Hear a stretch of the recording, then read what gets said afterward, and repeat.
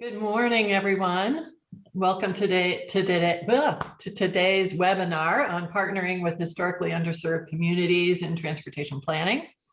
My name is Susan Handy, and I'm a professor of environmental science and policy and director of the National Center for Sustainable Transportation at UC Davis. I'll be moderating the webinar this morning. Before we get into the presentation, just a little bit of introduction and background. This webinar is hosted by the University of California Institute of Transportation Studies. UC ITS is an expansive network of faculty, research, and administrative staff and students dedicated to advancing the state of the art in transportation engineering, planning, and policy to benefit the residents of California, the nation, and the world. Established by the California legislature in 1947, the UC ITS has branches at UC Berkeley, UC Davis, UC Irvine, and UCLA. The UC ITS statewide transportation research program is supported by the state of California through funding from the Road Repair and Accountability Act of 2017, otherwise known as Senate Bill 1, and the Public Transportation Account. Today's webinar will last an hour and 30 minutes. It will cover findings from a report called Answers from the Margins, Participatory Planning with Disadvantaged Communities by Dr. Sarah Rebeloso McCullough and Rebecca Van Stokum. That's available on the UC ITS website, and we're providing details and links to the reports in the chat. Following the presentation, we'll hear some reactions from Chanel Fletcher of the California Air Resources Board. Then we're going to open it up for Q&A. So please use the Q&A feature in the Zoom webinar platform to type your questions, and we'll do our best to answer all of them. We will be recording this webinar, and the recording will be available on the UC ITS website along with the slides. With that, let's jump into our presentations. We'll first be hearing from Dr. Sarah Rebeloso McCullough. Dr. McCullough is the Associate Director of the Feminist Research Institute at UC Davis, as well as a faculty affiliate of ITS Davis and the Science and Technology Studies program here at Davis. So Sarah. Thank you, Susan. It's such a pleasure to be with you all today and be sharing this research. I'm really grateful to all of the participants that I worked with in Oakland, Fresno, San Francisco, and Los Angeles. I know some of you may be here, so thank you all for your participation. I'm also grateful to ITS and the and funding through SB1, which funded this project. And I'm also grateful to the Feminist Research Institute where I work. Much of the work I do there very much informs this project as well. So I'd like to start off by telling you a little bit about where I'm coming from, because I have a background that's a little bit different than I'd say a traditional transportation researcher. My PhD was in cultural studies, and from there, really studied how power operates within culture. And one of the areas that I really applied this to is transportation and transportation equity.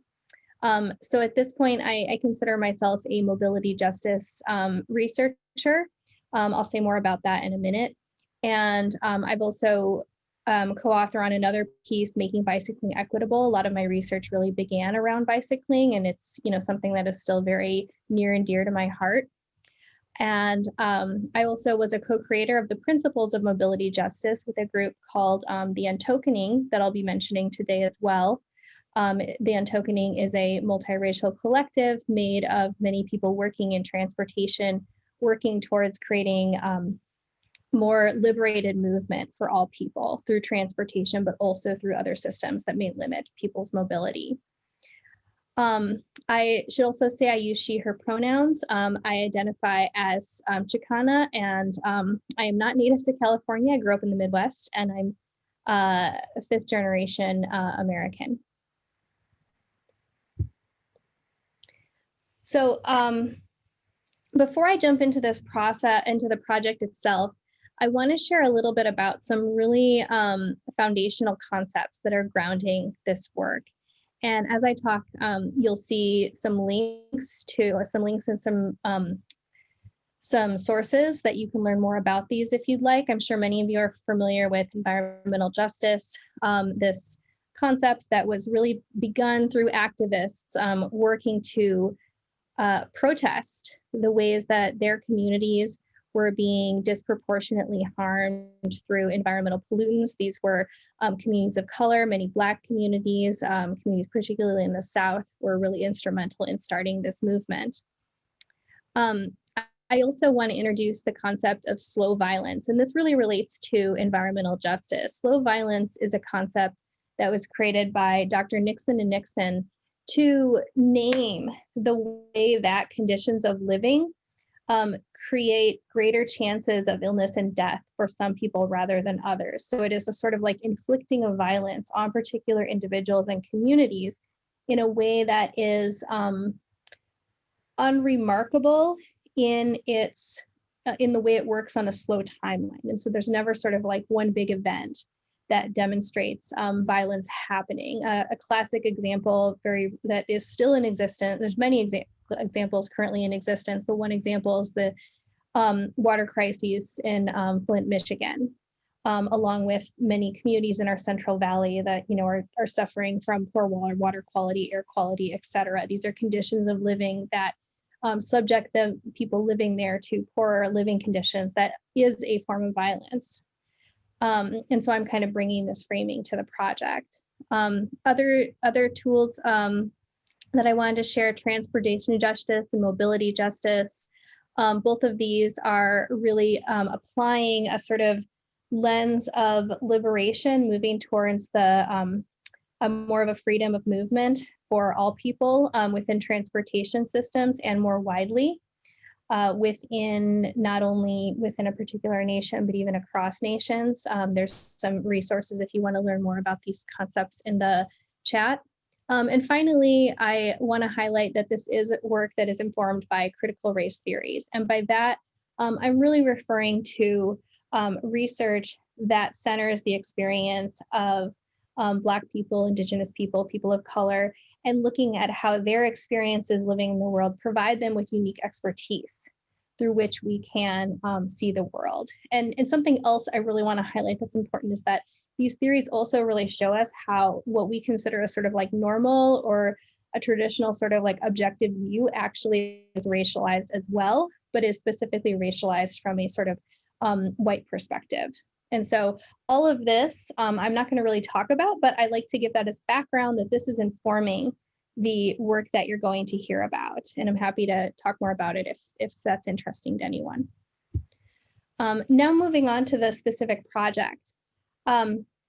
So I started this project because I wanted to understand what were some components that really went into a successful, quote unquote, successful community engagement with a historically underserved community. And so I did a survey of transportation professionals within California, asking them, can you give me some examples of sites that you have found to be quote unquote successful, projects that you've worked on perhaps or been a part of. And from that, we did select 4 sites, and those 4 sites were in San Francisco, LA, Fresno, and Oakland, and they were all specific projects. And we reviewed documentation from those projects. We also interviewed 12 people and coded those interviews and analyzed them for recurring themes. And a lot of the things we were asking about were, really to understand like what made the project successful, what were specific things that happened, what conversations were had, what sort of things did they think that even as it was labeled successful could have been done even better. And we interviewed transportation professionals, or people working within transportation agencies, people working within consultancies, and people who are working more with community-based organizations. So what you're going to see now is some of the major findings that we had from this process. What I'm going to be doing in general is providing a one sort of generalized thematic finding and then a specific quote that demonstrates the sort of feedback we were getting. So one of the overriding themes that we heard was that they felt it was very necessary to turn away from a historic mode of engagement, which one person described as decide, announce, defend. So essentially, a transportation agency decides what they're going to do, they announce it, and then defend the position. And as one participant put it, quote, the way that planning typically works is that you put a notice on a board that says this is happening. If you want to engage on this, come down to City Hall, which is probably nowhere near where that post is, and tell us your feelings on something we've already decided on. This is what a lot of the planners and participants were reacting against, this history of a fairly disengaged engagement, or even forms of engagement that may be more proactive in this, but were very much more about outreach, sort of say like, here's 3 options that we already selected. Which of these 3 options would you like? And perhaps none of those would actually be meeting the needs of the community. And so, so what did this other model that those we talked with were looking to move towards? This is a model that is very better described as working with community organizations as partners rather than consultants. And so many of these organizations, we call community-based organizations. They're organizations that have strong roots in the communities.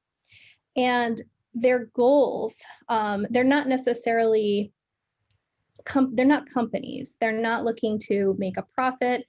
They're not necessarily in it for the same type of motivation as a consultancy might be. They're not necessarily, they have expertise in different areas than traditional transportation consultancies. And this could lead to some problems if transportation agencies tended to think of them as consultants rather than as partners. Here's a quote that one person shared to demonstrate this. The community-based organizations raised a lot of concerns about the planning process and outcomes and items that we were not expecting. We were kind of expecting them to be totally on board with carrying water for the city and the plan, and to immediately go out and start organizing meetings for us to present at. But it turned out we needed a few more additional meetings to get on the same page and talk about their expectations, their concerns, and really build a certain level of trust at the outset before they were comfortable going out and using their name and their reputation to build meetings or host meetings on our behalf. And this is a really, this theme came up a lot, that CBOs standing for community-based organizations, didn't necessarily see themselves as subcontractors necessarily. They felt that they had something valuable that they wanted to protect and hold on to, that being their reputation and their relationship to the community, their commitment to their mission, and that was primary for them. And as that mission and their values aligned with the city, they were able to move forward together. But those were things they certainly were not willing to compromise on. And what we heard from transportation planners and professionals was that they realized that they had that expectation, that as this quote demonstrates, that community-based organizations would sort of just come on ready to work, and that's not the case.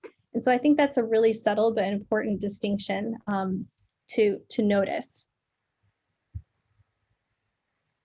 Another important finding was the importance of knowing local transportation histories. And I'd like to I'd like to emphasize the importance of knowing the local history, not necessarily the history of redlining in general, or the fact that highways have been built through many communities of color in general, but knowing very specifically the history of a particular space where you are doing your work. And to demonstrate this, I just want to highlight, rather than a quote, I want to highlight, the history of, Bayview, Hunters Point, this historically Black neighborhood, subject to, very poor transportation infrastructure, a legacy of environmental injustices, a legacy of neglect by the city, by the parties that should be providing, basic, more higher basic living conditions.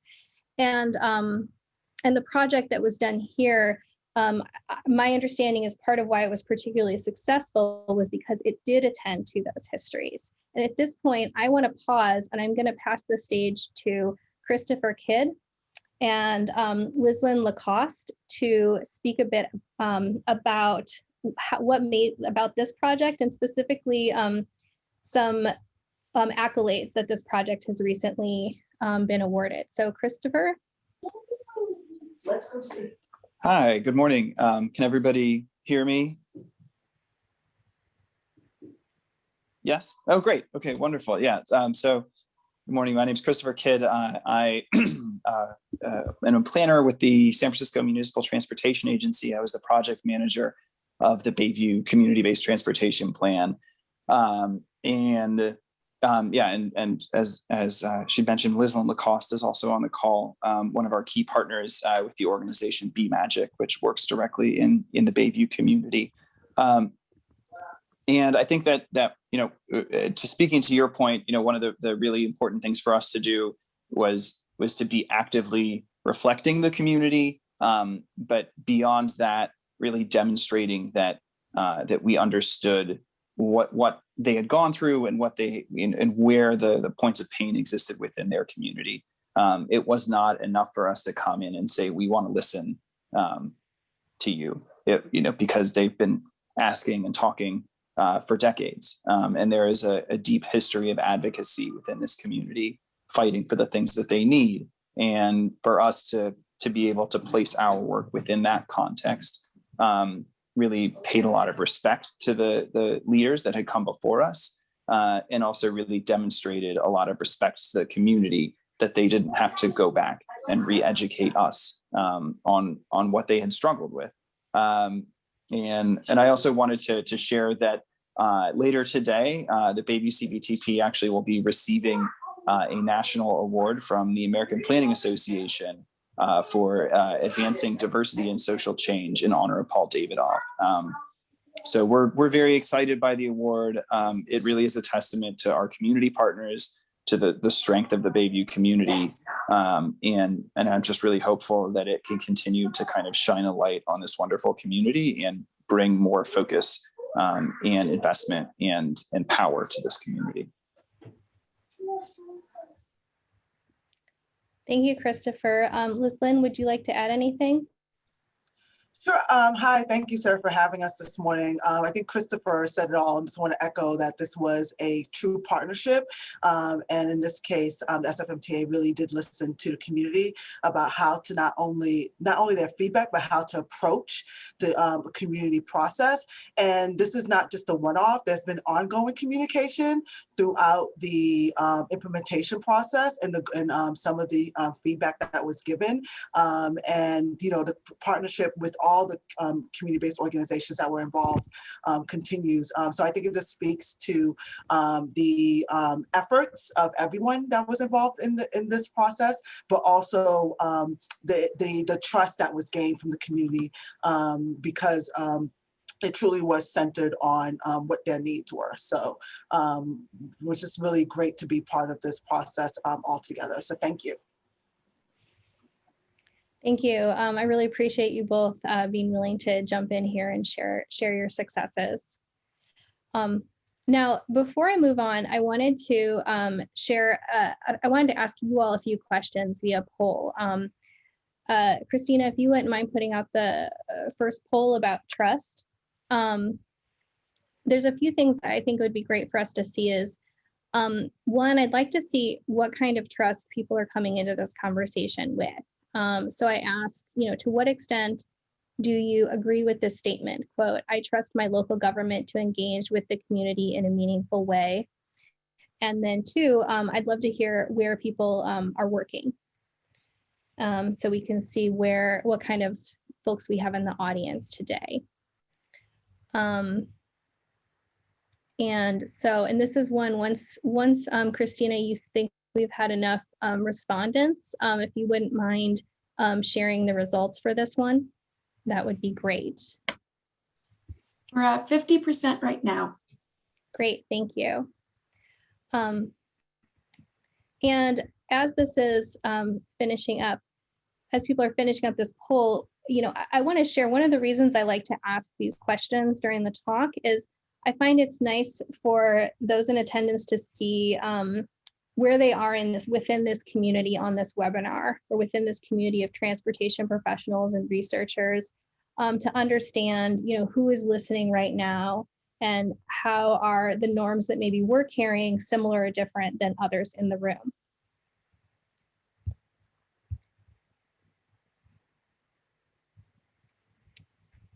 So we can see that the majority of us, aren't really sure how we feel about our trust in the local government to engage with community. And the next after that, we see 28% disagreeing, 22% agreeing, with, a few falling on the outer skirts of strongly agreeing or strongly disagreeing. We can also see that we have people coming from, quite a number of different areas of transportation work, most coming from statewide agencies or the legislature, but really a really vast array there. So that's really exciting to see too, that we really are speaking to people working across a broad array of transportation areas, which is really crucial, because one of the things we also saw from this is the importance of greater collaboration and awareness of these issues across institutions. Okay, now I will be doing a few more of these as we move along. But for now, I'm going to return back to talking a bit about another important finding from the study. We learned that many community-based organizations come from a history of community organizing. And this is actually really crucial, I think, to understanding the nature of these partnerships. Community organizing is the mobilization of people or a community towards a shared goal or a shared change. And it's a longstanding strategy within the US democratic system, and it's been crucial to addressing systemic inequity. Now, the history of community organizing is many of these community CBOs' longstanding foundation. So therefore, the people you're trying to partner with often come from a history of community organizing. And that's really crucial to hold and remember, because many of the organizing work that they did was in many cases necessary because of historic government neglect and mistreatment. Therefore, the very networks that cities need to rely upon for better community relations were created because cities mistreated residents. So that I kind of want to really let that sink in for people. I mean, this isn't necessarily true across the board, but oftentimes community organizing is happening because there's some injustice that's happening that is often either at best a form of benign neglect, but sometimes more of a form of outright oppression. And so if we're coming in, if transportation agencies are coming in to work with these organizations, they really need to be aware of that and think about, what does that mean for how I come into this conversation? One quote that I think really gets at this is, this quote was in the context of a meeting that some transportation consultants who really work with CBOs heard in agencies saying, well, yes, we want the CBOs to come, but we don't want them to be lobbying. We don't want them to be advocates. We want them just to work with us to get access to their constituencies. And their reaction was that this was not a feasible plan. One of them said, quote, "You engage the CBOs because they have this constituency and they have this point of view. Then you tell them, in order to come in, you have to leave your point of view at the door. Just give us your constituency." And that's just not a feasible framework for working with community-based organizations. Another finding that I want to share is that, because of this history, the trust is local. Trust is based in the histories that people have had together. It's based on like a literal sort of like reputation of an organization or one-on-one knowledge of another person and who they are. As this quote emphasizes, the way that planning typically works is that you put a notice on a board that says this is happening. And if you want to engage, come down to City Hall, which this is not the correct quote. We already did this one. I apologize. Error in the slide. The quote that I wanted to share here was actually was one that really exemplified how you're not going to come to a meeting because you get an email or there's like a notice on a board. You're going to come because your next door neighbor told you to come and asked you to come. And you trust them and you say, okay, well, if this person says it's worth my time, then I'm going to come. So people are investing their time because someone they trust in their neighborhood has told them, yes, this is worth your time. And this trust did not in really any of the sites we studied extend to the transportation agency at the start of the project necessarily. Another point I wanted to share is that the importance of providing fair compensation. This includes fair compensation for the labor that the community-based organization is doing and for those who you are engaging. What that looks like may be different in different contexts, but I think it's important to remember that, again, you're not just paying them to host a meeting. Part of what this is about is that you're seeking to access their networks of trust. As one participant in the research put it, I think that most people assume that community engagement is easy or it's low cost or free, and nothing could be further from the truth. In fact, when you're engaging, especially communities that are low income or communities that are predominantly communities of color, it actually requires a lot more resources.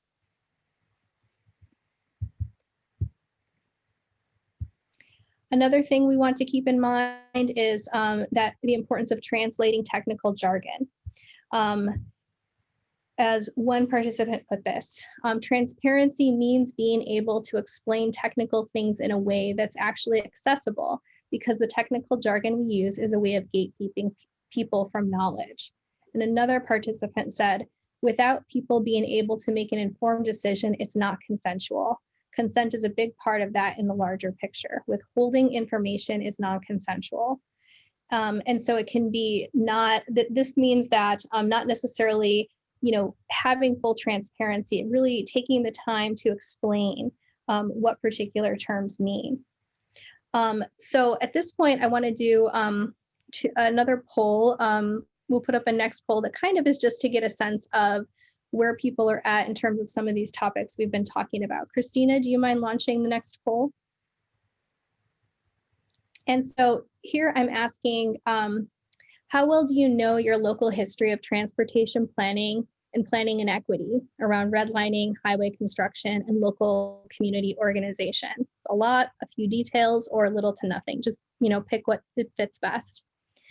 And then the second question is how strong are your relationships with organizations in historically underserved communities? Do you feel like you have a strong relationship with these groups? Do you feel like you're growing your relationship with these groups, or do you not have a relationship with these groups? And so, Christina, when that poll is, I think what I'm going to do is I'll go through the next two slides and then we'll come back to the results of this poll. Okay, great. We're at 60%. Great, thank you.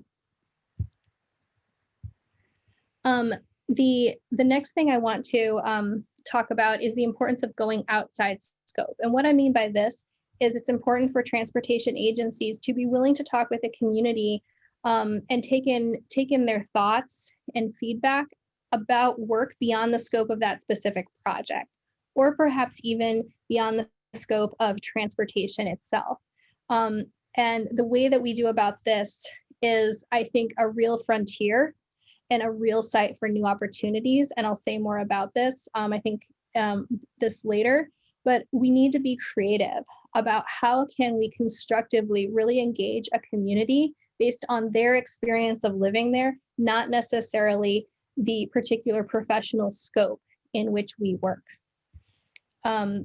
One quote here, actually, from someone we heard from earlier, quote, I would have never thought that when thinking about juvenile justice, I would think about transportation, but it makes sense, especially here in this community where there are turf wars, there are invisible lines that we do not know of, but the young people are aware of, and they are telling us they can't get to this program because they don't feel safe crossing the street, or they don't feel safe wherever this program is located.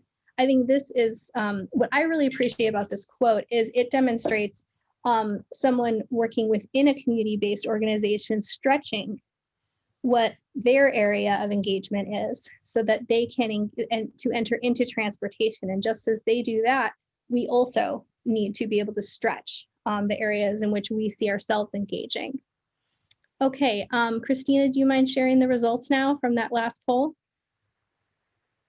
Okay, so we see here that 43% of us know a few details about local history, 30% know little to nothing, and 27% feel like we know a lot. And so this shows us that this is a real opportunity for growth for transportation professionals to not know just the broad sweep of what's happened nationally in our country, but to learn very specifically, like what are the highways specifically that decimated historic communities of color. Where specifically did redlining happen? We can learn this and think about how that relates to current transportation practices, because we should know that those communities are still living with those histories, even if they're not known by us.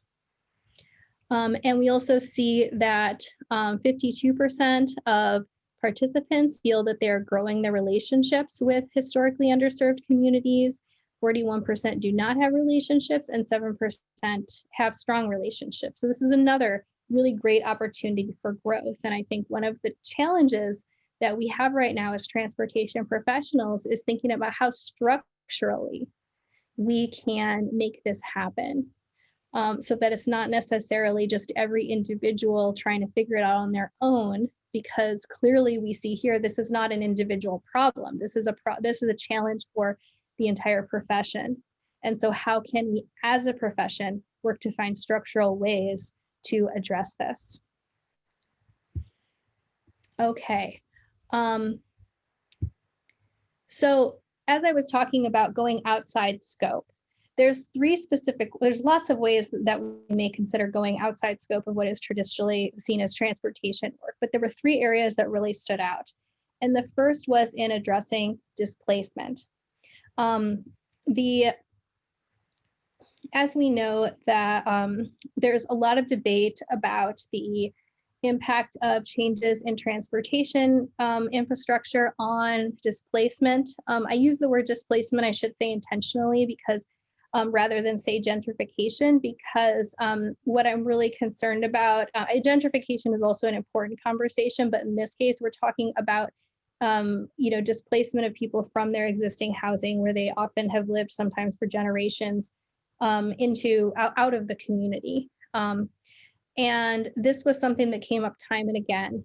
And some of the ways, really creative ways we saw community-based organizations addressing this was through what I would call like harm reduction methods. So in none of the projects, though they were considered successful, none of the projects directly addressed displacement. All of those I interviewed saw that as an issue and something that needed to be addressed.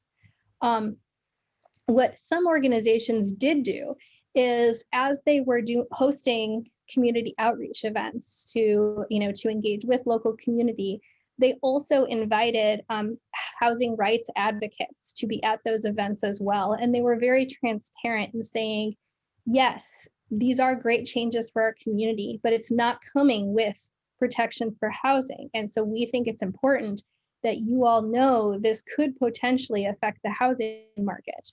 And so therefore here, we're presenting you with some resources with how to know your rights as renters, or how to know how you can address rising property values.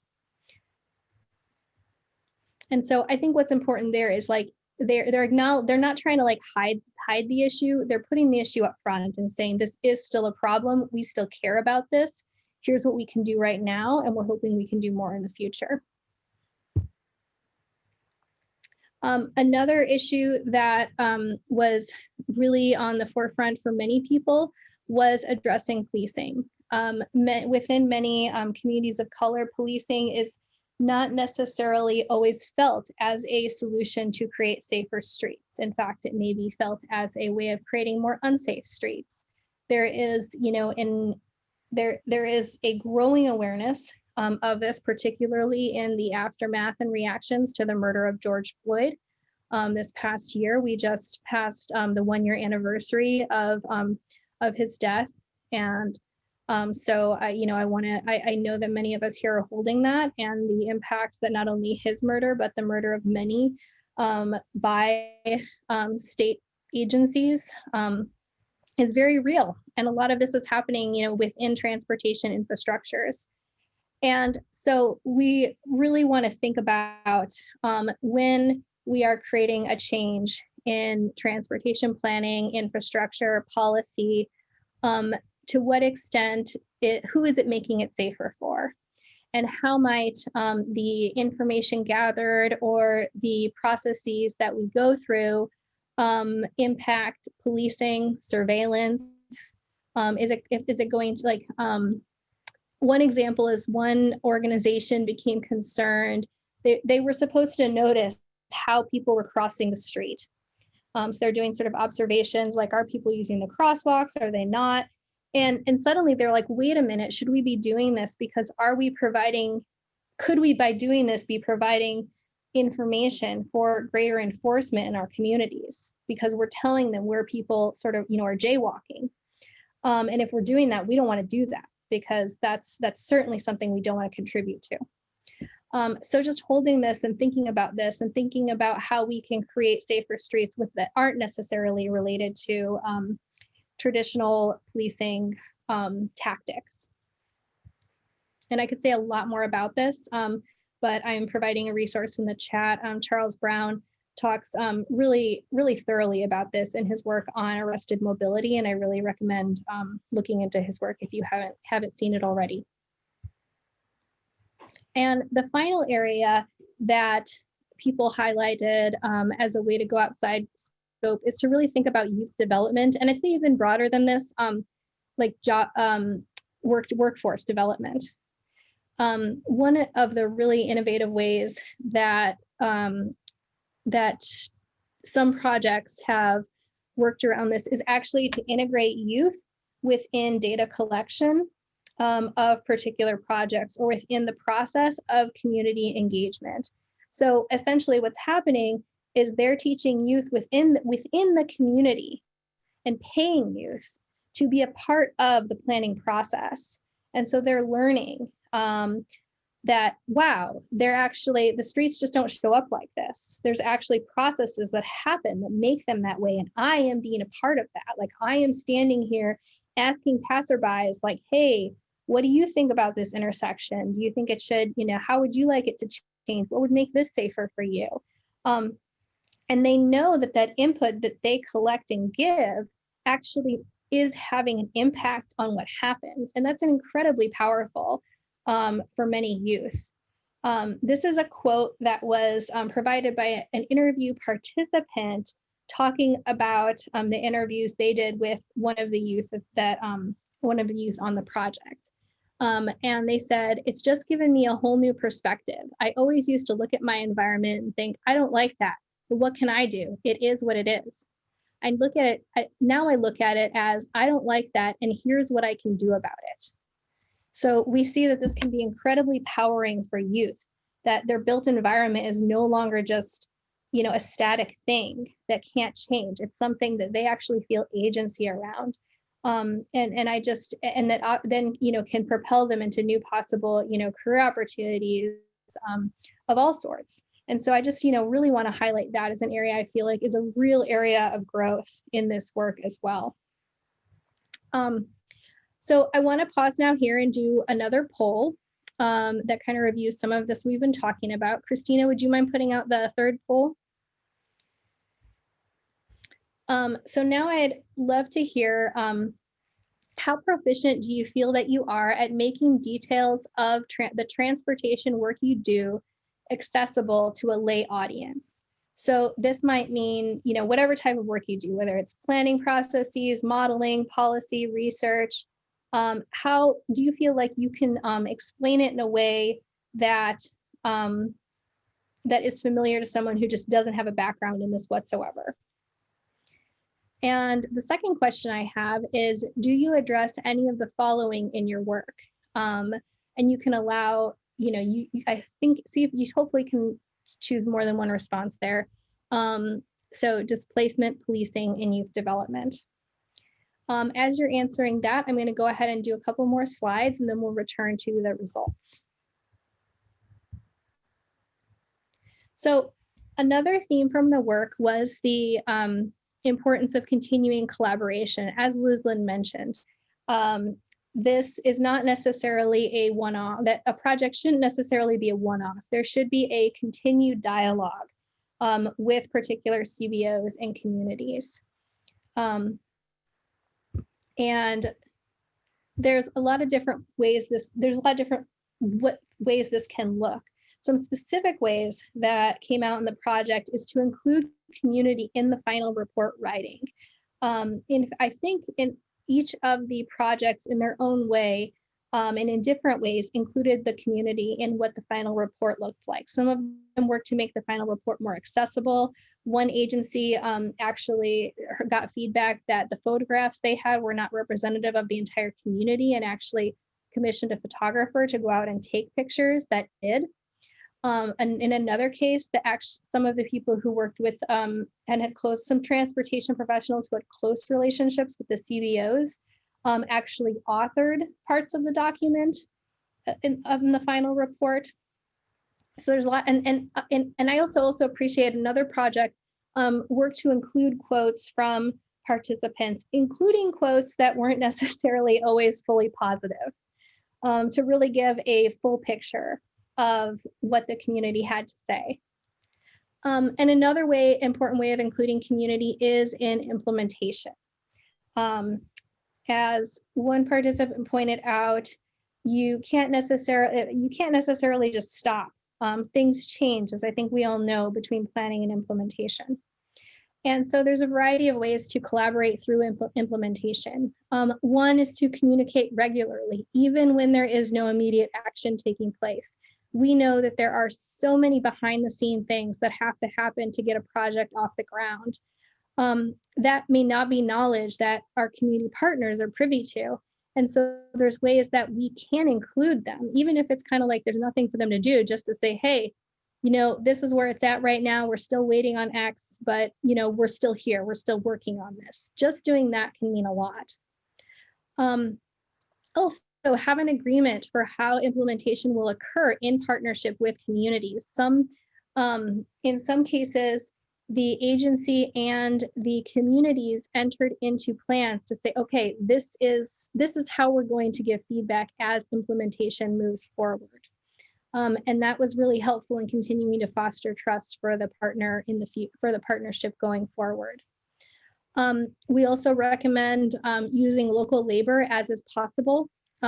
These are many of these communities. There is a need for workforce development. If there's a way to engage with that within implementation, that's really wonderful. And finally, it's really helpful when you can line up funding in advance. So if there's ways that you can do, if not the entire project, perhaps a quick build or a pilot or a section to show communities that you immediately are responsive to their input and tangibly trying to make the things better as soon as possible. A quote here I want to share is community engagement isn't everything that you are doing. And so what that looks like depends on what your organization is, who you are personally, how comfortable you are. Like, I'll just say this, there is going to be a lot of failures, but you can grow and learn from that. You have to have a thick skin. And I really appreciate this quote because it demonstrates that community engagement is not easy. It is going to be challenging. As we've seen, we'll look at the results from this last poll question, but as we're seeing, this is an area that is a growth area for many of us. And when we're in a growth area, some of that growth is not comfortable. And that's something that, we have the tools to be prepared for, but it's important to align our what's going to our expectations appropriately. Christina, can you now show the results from the last poll? Great. So we can see here that 41% of us feel generally proficient at explaining our information, our knowledge in an accessible way. And 14% feel very proficient. A number of us feel that there is still, room for growth. I will add, I think this is a real skill. This is not something that comes easy. And so I really want to acknowledge that as well. It's incredibly, though it seems like you're trying to explain it in a simpler way, to explain something complex in an accessible way really requires a high level of mastery in a number of different realms. But it is something that we can do. And we can see here that that 54% are addressing displacement, which is really wonderful to hear. 17% are addressing policing and 29% youth development. So that's great to see these numbers. And I hope that we can continue to build those as we move forward. So I'm getting close to wrapping up here. There's a lot, I've said a lot in this. And so I just wanted to provide, a few key takeaways to kind of unpack this. One is to remind us that we should partner with local community-based organization as equals. And this can mean a lot of things, but including knowing the local history, respecting their expertise, and compensating them fairly. We also want to be thoughtful about moving with humility. And this means listening, translating jargon, and moving outside the project's scope to acknowledge and rectify community concerns. I'll also add that another reason we translate jargon or like what we do is not just so they understand it, but so they can actually give us more accurate feedback. So it actually helps our work as well when we can do that.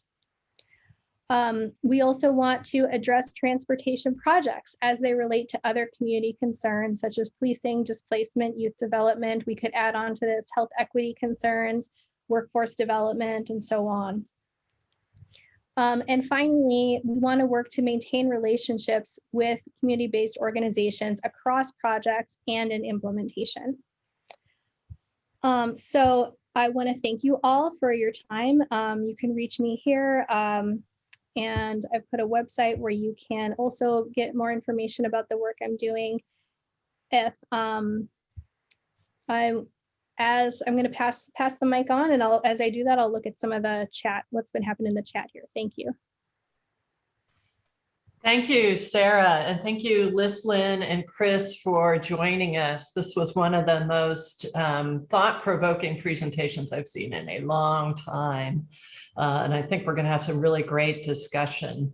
I'd like to now introduce our guest respondent, Chanel Fletcher, who is the Deputy Executive Officer of Environmental Justice at the California Air Resources Board, where she is responsible for developing CARB-wide environmental justice policies and plays a key role in CARB's programs designed to address disproportionate impacts from air pollution and climate change affecting Black, Latinx, and other communities of color across the state. Chanel. Oh, wow. I mean, so it's funny because we had a prep call and I heard all this information. And then I think, again, being in this presentation, it's really grounding. And so I think that's what I wanted to lead with was feeling incredibly grounded. And I think the points that you raised, and in terms of response, because I've seen some of the questions in the Q&A, and I'm excited to get to those questions myself. A couple of things I would say.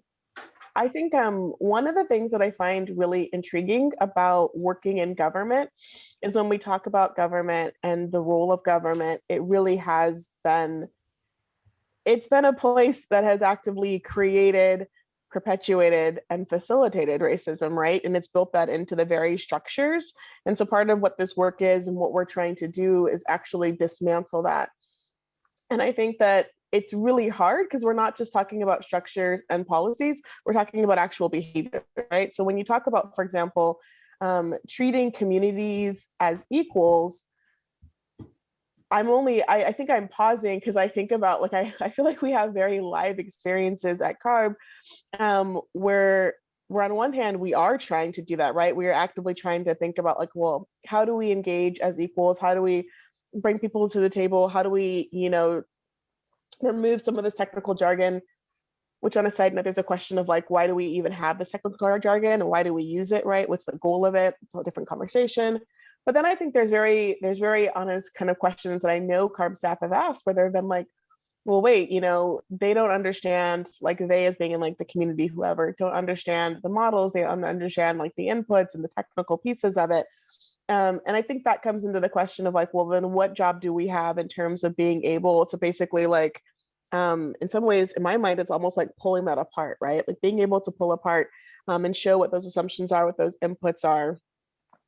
So I think that was one thing that I was thinking about, right? Like in terms of, like, feeling like the information that one has over the other can create a space of this, right? Which is meant to be, right? That's intentional. And so what are the ways in which we can start to level that playing field?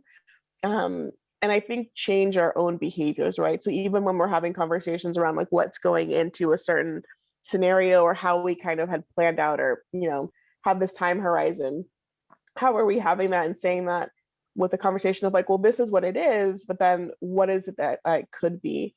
So I think that was one thing, though, that I think that really hit home for me with that piece of that. And I think obviously the compensation piece is completely valid. And I think there is, if you're working in government, a ton of bureaucracy around public funds and how you spend it. So some of it is, I think, not that I don't think that government is willing and that people aren't willing to do it. I think a lot of it is navigating, again, all of that government bureaucracy on how we spend money, how quickly we get it out. A couple of other things I wanted to kind of just flag. I think that piece around both knowing transportation history, which I don't actually think we do a great job of sharing or explaining. So some of that is just bare minimum, like, education as you're coming up. Like, I would say for me, when I was coming up in school, no one ever told me or taught me at all about Sacramento, like in terms of transportation, in terms of, like, where the highways were located, in terms of the whys around that. No one ever did that. And so it does feel like it's one of those ways when we talk about, like, again, going back to that piece of equal, it feels like one of those ways in which, I ended up having to go to college and go to school and learn all this stuff and all those technical ways of thinking about it. And now I'm, like, at a point where it's like, again, like, how do we start to share that out at a young age and think about that intentionally and think about our own academic institutions and how we're doing that. And then I think ourselves, like, what is our role as government to provide some of that education without that, like, basically being condescending. And I guess I think the final point I think I would say is that there's a question for me, right? Both in terms of thinking about government and thinking about academia in terms of, like, what our role is in this effort, right? Because with government, it's like bureaucracy, like structural, institutional, systemic racism perpetuating. And then with academia, I mean, there's a lot of questions and concerns around just, like, elitism and ivory tower, right? So it's like, as we're doing this research, like, how are we critically thinking about our own roles and the ways in which we can, like, start to kind of, like, really actually embody what we're talking about? And I think it's a challenge, and that's what we're trying to do at CARB. And I know there's a couple of things that I had just flagged. I had said that I was going to share, and we have a couple of staff members that can share more about it. We have a few, like, steps that we're taking. That's a good way to put it. I think one of them is our Sustainable Transportation Equity Project. And it's a grant, but it's really focused on how we're creating, like, community-driven transportation projects. That's what we're thinking about when we're doing it, right? And so the idea is, like, how are we looking at those priority communities? And PS, at some point, we've got to get clear of, like, priority community, disadvantaged community, like, what term we're using when we're talking about what communities, because there's a lot of terms that we kind of throw out there.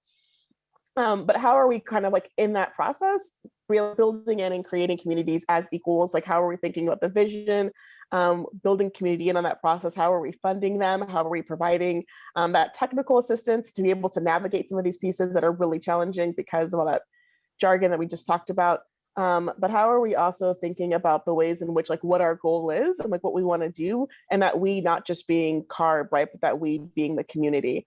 And I think just being transparent, there's probably like, how do you create those partnerships between local transportation agencies and the community to do that visioning together? Well, maybe that wasn't always the case. So that's one example, I think, that we're kind of talking about in terms of thinking about this relates to transportation. The other one is actually thinking about what's happening in our research. And with that research piece, we're really thinking about this racial equity framework. Racial equity has gotten much more popular, which is good, right? It's good. I mean, it's good in a way that I think we want to see that happen. And I think if you've been doing equity work for a while, then it's probably exhausting another way. But in research, and this is where I come back to like that academia and the role around research and what are we doing with research, right? Like, we do all the studies and then we think about like, well, how do we, like, what is the actual like implementation? What is it shaping? And so on our end, our research team has really been thinking thoughtfully about, well, how do we not just have equity be like a chapter in our triennial plan, but how are we really operationalizing racial equity? How are we thinking about what it is, what we want to do, and what are the outcomes that we want to see with that?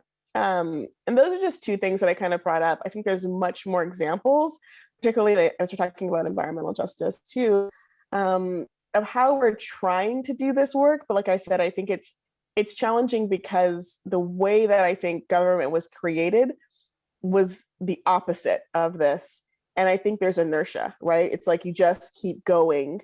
And it's so much work to stop and to push back against that inertia. So those are kind of just initial responses.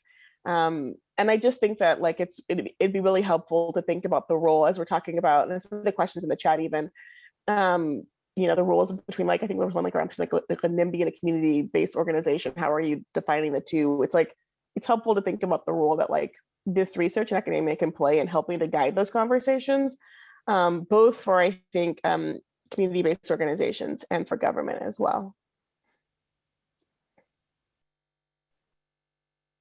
Thank you, Chanel and Sarah. Yeah, we've got a lot of questions going in. Be sure to put it in the Q&A. I'm going to try and kind of group things topically, and also you can vote on the questions. I don't know if you've all figured that out by now. Yeah, this is all so inspirational, yet at the same time a bit overwhelming, because it is clear that if we are going to address justice, we're going to have to do things very differently than we've been doing them, we being the transportation profession.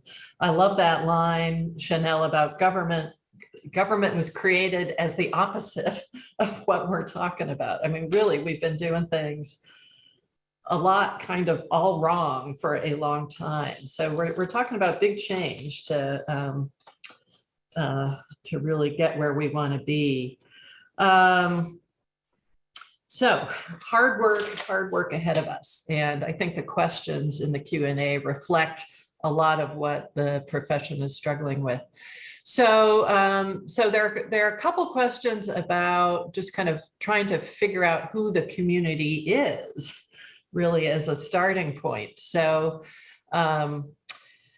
one question here about even within communities of color, there may be different experiences and opinions. So how do we partner with organizations while acknowledging that people of color are not a monolithic block whose views can all be represented by one group? How can our community engagement acknowledge this dichotomy while still meaningfully accounting for impacts on people of color? So kind of the diversity within the communities we're trying to work with. Yeah, I think that is such a good question. One of the more, and Chanel, I'd love to hear what you think on this too, but one of the more straightforward solutions that I've seen is to hire from within the community. Like, this is part of why we need to be bringing up new transportation professionals who come from these historically underserved communities, because they come in with there is an expertise to doing this, and they come in with that lived expertise that makes to be better positioned to do that work.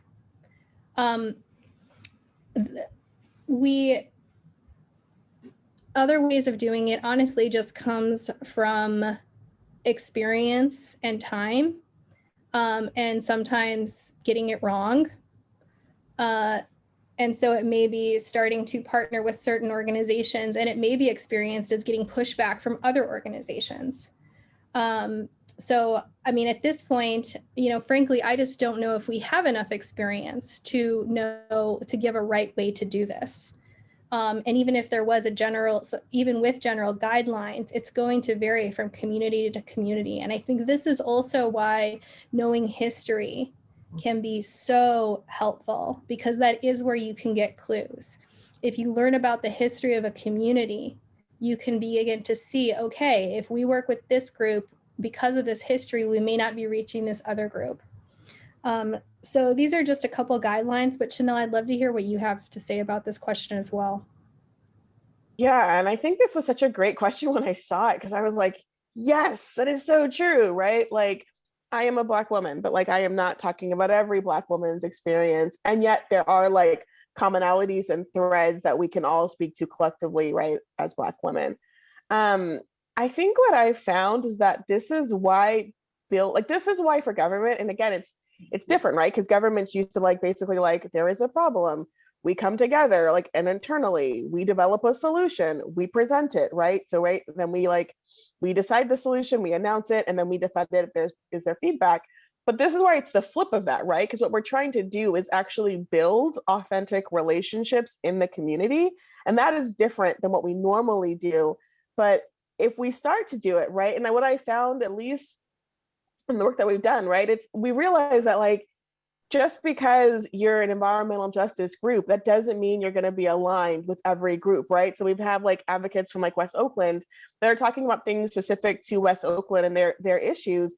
And we can have advocates, in Vallejo that are like, no, those aren't our issues, right? We're completely, and this kind of goes to your point, Sarah, we're completely different cities dealing with, maybe there's some common challenges, but there's also things that are very unique and different. And I think that's the part where it's like, I think it is on government to start kind of doing that investigative work, doing that research of understanding the community and the challenges and building those relationships. What's also the challenge of government then is figuring out how do we do that together, right? So realizing that just because two groups are environmental justice groups, they may not see eye to eye at all. And we've had this happen through our AB 617 process too, where we could have like a steering committee with actual communities, organizations that don't see eye to eye. The question there then becomes, well, so then what does it look like to identify success? How are we starting to build consensus? And how are we realizing that we may come out of this not making anyone happy? And so I think that comes back to that larger question, right? When we're doing community engagement, how are we defining success? Like, is success the process or is it the outcome? Because sometimes I think you can do that work and you can be intentional about it. And there can be competing interests, and you realize that like what's going to ultimately end out of that won't be satisfying to either group. Yeah, thank you. And Sarah, you said something along the way about how, if there is organizing, that's because there was some injustice. So that, tying it back to the history and understanding where the organizations are coming from, I think that's a really important lesson. So there's a question sort of related to this, which is really intriguing. How do we differentiate between a NIMBY and a community-based organization?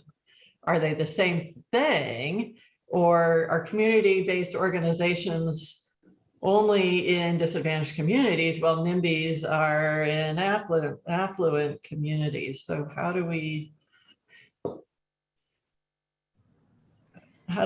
do this?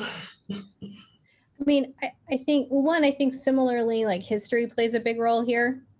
And so, if, this is by far it's important to know the history. It's important to know the context. if I don't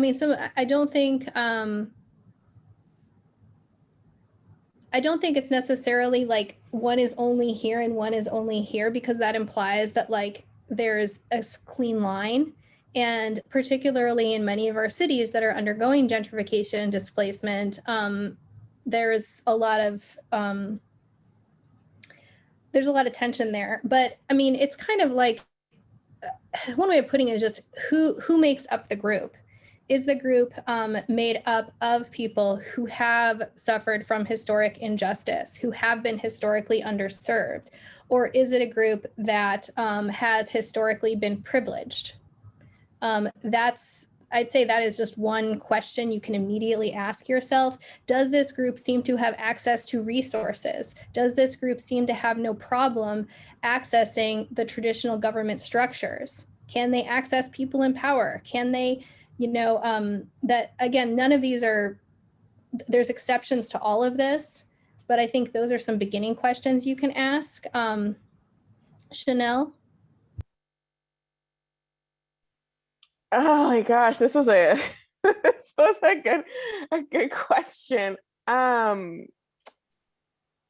Okay. I can't be anything but transparent, so I'm just gonna give you my direct thoughts to the 224 people here. I think there's a difference in the sense that I think the framing that you probably said, Sarah, around like the injustice that you are responding to and the local history. Some of those things, when I think about this question, and when I think about the idea of like NIMBYism, like I guess that's the question for me, right? Is like, what is like,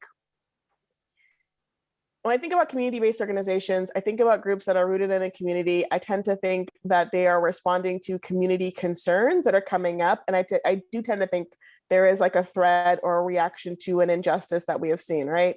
And maybe that's just the framing of this conversation. And when I think about NIMBYism, it's like not in my backyard. So in some ways, doesn't that just feel like it ties back to and like relates back to what we've already been discussing around the history of like redlining? So I think I struggle there. That's where I think I struggle with that piece of like, well, if your intent and your goal is to say like, no, I don't want you here, who do you not want here? And if that who has historically not been there, then are you not just reinforcing what we currently have seen? And then what communities are you representing, right? So like that's where my brain goes, and that's why I think that question was a challenge for me when I was thinking about it. Yeah, and then farther down, there's a question about YIMBYs, and then groups like bicycle coalitions, and is that helpful to the community-based organizations and their efforts?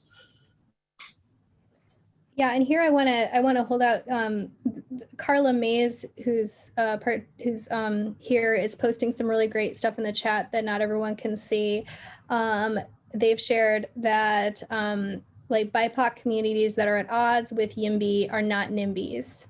And YIMBYs, like Yes in My Backyard, moving into BIPOC communities and pushing their strategies on them does not make them NIMBYs for pushing back. And I totally agree with that, and was thinking of this example of the example of bike lanes, putting in bike lanes in a historically Black community. This is in some cases, this is infrastructure that the historic community has not been asking for. Leimert Park, as Carla Mays is pointing out, is a great example. It's not necessarily infrastructure that the longtime community has been asking for. It's a sort of something that's coming from outside, from parties that aren't necessarily had that long-term investment. Two, it's coming as a transportation improvement when other transportation improvements have not happened. Like the community has often been asking for changes and has not been heard. And so there's that as well. And also, and oftentimes in what I've seen in these cases is it's not necessarily that a community is totally against bike lanes. It's that it's kind of like, why bike lanes now when you haven't been listening to the things we've been asking for so long?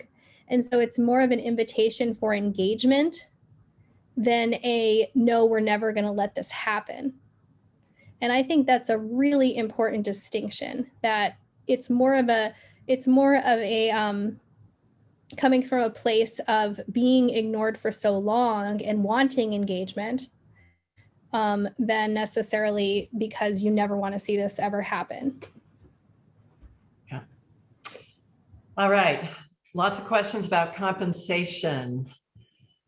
So Chanel, you brought up the practical issues, and we've faced that in academia, and I know you've got that as well. I don't know if there's more to be said about that. We just got to find a way to make it happen, I think. But then other questions too. So here's a question: how do we justify compensating community organizations but not trade associations and other stakeholders? Who gets compensated and who doesn't? So, you know, I think to why we compensate, in my opinion, it's like we compensate people who's one, I think, like it's part of industry. Industry often has a direct benefit from participation in the transportation process. We don't compensate them because they are there in order to achieve greater compensation for themselves in other ways.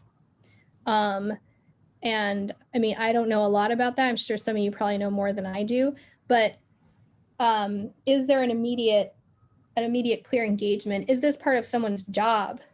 Is another great example. Like if it's part of someone's job to do this, well, then you don't need to compensate them. And many times it's like industry, part of their job is to be engaged in this. They are paid for this already. Speaking to how to pay, I will share that, you know, people are doing really creative things to figure out how to pay people for their labor. You know, one example from one project that I'll say right now it's highly contextualized because we don't have good systems, but in one case, it actually was better for a CBO to run the funding through a consulting agency than come directly from the transportation agency, because the consulting agency could pay them up front for the costs rather than having them do the work, then get invoiced. You know, that CBO didn't have the infrastructure to be able to put money up front. They needed payment in advance. And so the consulting agency was able to do that when the agency was not. That's just one example. I think I love Destiny Thomas said something once about like revolutionary, like financial and human resources people. Like people doing essentially like revolutionary work based on figuring out different ways to hire people, based on figuring out different ways to pay people. And I think there's something really right on. I apologize. That's a terrible, to Destiny, it's a terrible summary of what she said. But, you know, I think those are the directions we want to be thinking in. Chanel? No, I think you said it really well, right? Like, I think there's a point around just like conflict of interest, right? So it's like if I am industry and I am being paid to engage in a process to therefore like financially like create more, you know, money for my industry, then like I think that's a clear demarcation. And I also think with a lot of community-based organizations, myself being one of those, right, you're constantly fundraising. And so you're very reliant on grants to have you to do the work that you do, because you're not getting paid by the community to kind of engage. So I think that's why the compensation is so important, because you're often spending your time, your hours, your expertise, and that's if you're a community-based organization or a resident, comparatively to a lot of these like big consulting firms and or, you know, industries where you're making money and you're constantly and you're billing, I think, for that time. So yes, everything that Sarah said, basically. Yeah.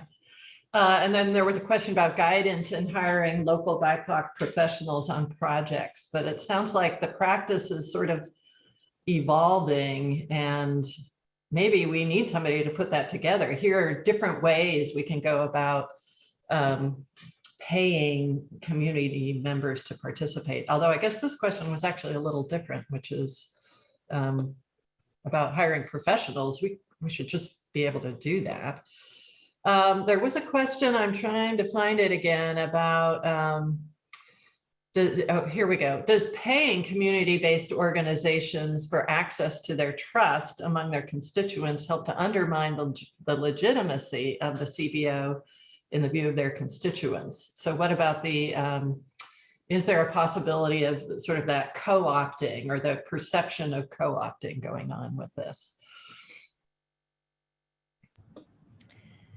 I would say that from our end, this isn't I would say the best way to hold this concern is by moving with them with respect for their mission.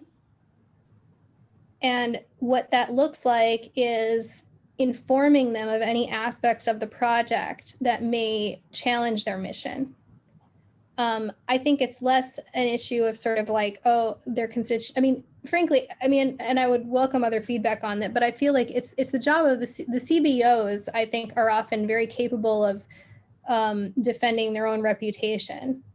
But what the agency can do to help with that is to be transparent. A great example in LA was they were doing work around the transit system, and during the course of their study, they increased policing on the transit system. So there was more of a police presence. To the agency, these were two totally separate projects. And so there was no need to tell the CBOs that they were doing this. But to the CBOs, they were sort of like, wait, like we need to stop everything, because if we're working with you and you're increasing police presence, like that is impacting our reputation with our constituency, and we don't want to be seen as endorsing that. And so if, you know, and you know, they were able to work through that challenge, but I think that's kind of at the core of the issue. So I mean, yes, I think there should be compensation. I appreciate the comments that LaDonna is putting in the chat. LaDonna Williams says, those who bear the burdens of systemic racism biases and practices should be the priority for compensation. And I agree with that. They also say, and to receive the compensation over justification and documentation should not be required, further overburdening the overburdened who deserve compensation for their expertise. And I totally agree with that too. Is like, you know, this is separate from that question, but just the issue of what you have to do to get paid is part of the labor as well. I agree. And my face is only thoughtful on that point because I'm trying to figure out, I think particularly with public funds, there are places of like, we actually have to have like some level of accountability of like how we're spending public funds. Because if we get audited, right, like it just can't be like, you know, we gave X amount to, so I think I'm curious of like, how do you thread the needle? And Madonna, you can put this in the chat. We can talk about it later too. Like, I don't feel like I have to do it right now, but like, I am curious of like how we thread that needle of like building accountability for how we're spending public funds and not overburdening communities with like a ton of like, you know, red tape of like, do this, do this, do that. Wow. Okay. I'm getting a little overwhelmed with the remaining questions left. So Sarah, if you've seen something, or Chanel, that you want to jump on, feel free.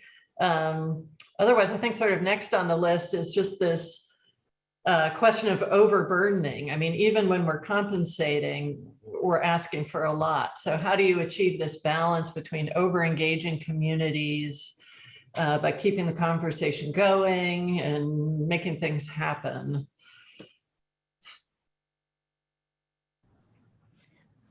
So I think that the best thing we can do, honestly, is to better coordinate across agencies. because I mean, Bayview Hunters Point was a great example of over-engagement. I learned in that study that I can't remember the number, but it was like 13 or more transportation studies in like 5 years or something. Like they had been really engaged. And part of why the project we studied was so successful is because Christopher Kidd had actually done the research ahead of time and knew that. But the more that agencies can collaborate ahead of time, not just within transportation, but also with other areas as well, then you can consolidate the work. And Chanel, you can probably speak a lot more to this than I can, but that's like the one thing I would say that would help. Absolutely. I mean, I think we have to start to cultivate that we are like being holistic in terms of like the government, right? So it's like for example, with CARB, people see CARB as like CARB, it's one single agency. God, like open the door into CARB and it's like there's 9 different divisions and it's like this division's doing that and that division's doing that. And we often are like, well, if you want to talk about this, you have to go to this person, you want to talk about that, you have to talk to that person. And so I think we do need to get better at training ourselves of like, how are we being holistic and how are we seeing the intersections between the work that we're doing and this agency is doing and that agency is doing. On the flip side of it, if you're in government, you'll know that there's often a ton of interagency meetings that also feel like they go nowhere. It's just up to us doing updates to each other. And so I think we also have to figure out like, how are we getting to those real issues that we need to grapple with and not just getting stuck on like, well, we did this, and this, and thought it'd be good for you to know. So I think it's going to be a lot of work on both sides. I think these are places where having, I think, communities that are doing some of that work, not in the way of emotional labor per se, but saying like repeatedly, like, no, like we need you to engage with us as a holistic government and not as like individual entities is going to be really helpful. All right, and then we're getting near the end, but I think this maybe getting back to this question of terminology. I mean, there's the whole technical terminology, but what terminology do we use for these communities? I'm not perfect around this, but I work to use language that is one, either ideally chosen by the community, or two, that acknowledges the structures of oppression and the histories. And so like I use the term historically underserved because they have been underserved by the government, and that's the problem. So sort of like the terminology points towards the problem. And disadvantaged is kind of vague because and you could say the word disadvantaged come to the assumption that somehow is like the community's fault they're disadvantaged. So I try not to use that. And again, I'm not perfect about any of this. I think that sometimes I'll say historically oppressed if that's appropriate. So I try to think about what's the appropriate term for this specific context. Someone asks, is vulnerable a good use for the word? The reason it really depends. Vulnerable, disadvantaged, even to an extent marginalized. The challenge of those words is that they push us towards a deficit way of thinking. And one of the greatest challenges that many of these communities are facing is that outside parties see them as communities with a deficit, like there's something wrong with them.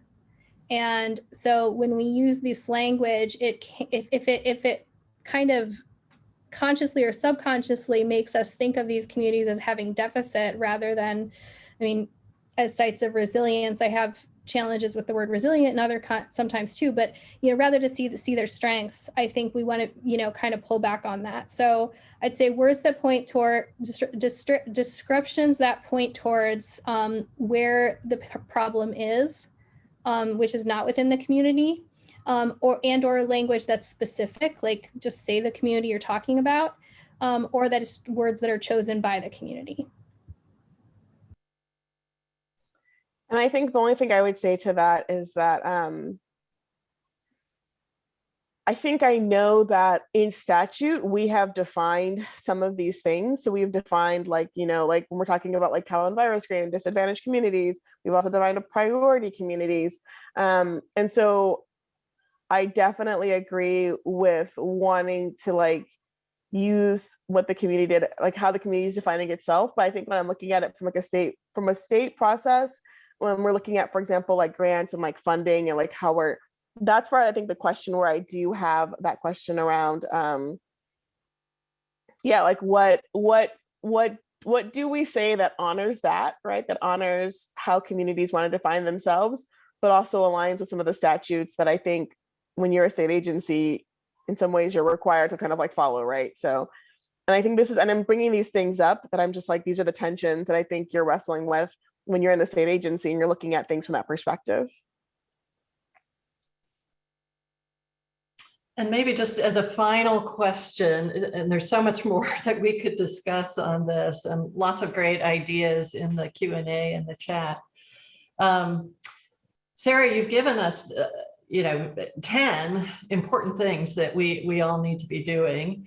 But like I said, it feels a little overwhelming. If you had to recommend kind of a starting point, a first step for a transportation professional who wants to take this on and do things in a new way, what would you recommend? Well, I think the first step that we're taking of knowing what you don't know is really important, and having a humility around that.